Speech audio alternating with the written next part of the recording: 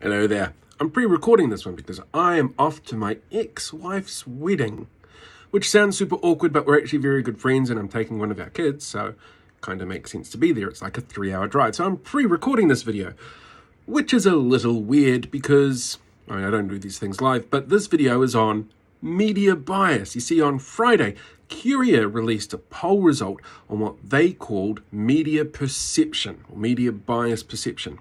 That's technically what this was. What they actually released it as was a media bias poll, which is really misleading.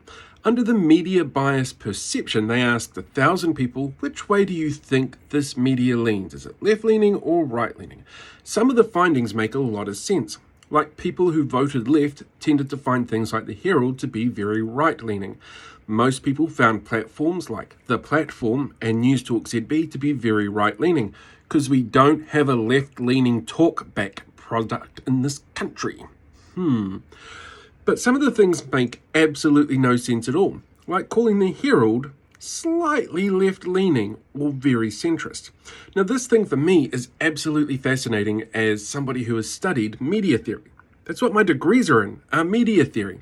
So when I turn around and say that this is a very interesting poll, it's interesting, but it's bullshit. We don't use polling techniques or people's perception to work out whether or not media content is left-leaning or right-leaning. We use other tools like working out what sort of language that they use in the product that they're presenting and how that is presented to people. So, for example, a right-leaning piece of media is going to focus more on the individual and on individual responsibility. Left-leaning media tends to be more about the collective and what we can do in terms of collective responsibility. Most New Zealand media leans to the right. Most New Zealand media has a focus on individual responsibility. And even then, there's some differences in there on how it's done. So One News, for example, tends to be a little bit more centrist for the physical news that it presents on TV, but their website tends to be a little bit more right-leaning. For the Herald, it tends to be very right-leaning. For Stuff, it's still right-leaning, but only just. In terms of left-wing media, we don't actually have a lot of left-leaning political media in this country. The Spin-Off is definitely the most left-leaning that we have, but again, it's not down to how people perceive it.